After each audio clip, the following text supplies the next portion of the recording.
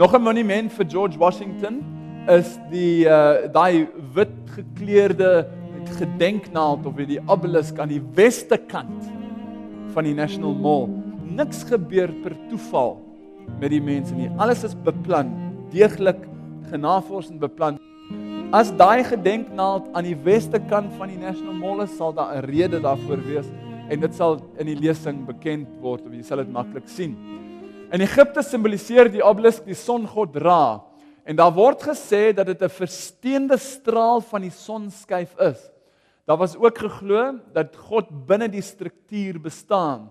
En van al die funksies van die pilaar onder die vroeë mense was die Egiptiese obelisk aanbid as die woonplek van die songod.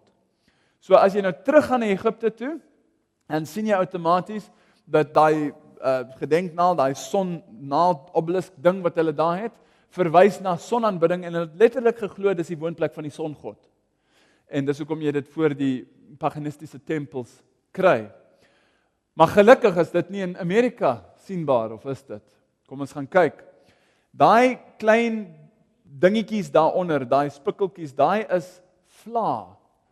En daai nog kleiner daaronder is mense. So jy kan dink hoe groot is hierdie gedenknaald. Dit is absoluut enorm.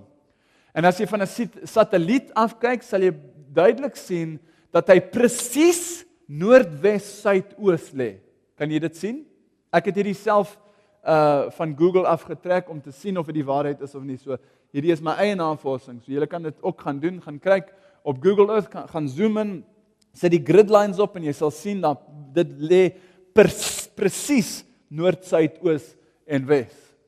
As jy een van daai spikkeltjies daaronder is en jy neem die tyd om daar te gaan lees wat staan op die gedenkplaat, sal jy daar sien aan die noorde kant sê dit Joint Commission at the setting of the capstone ensovoorts.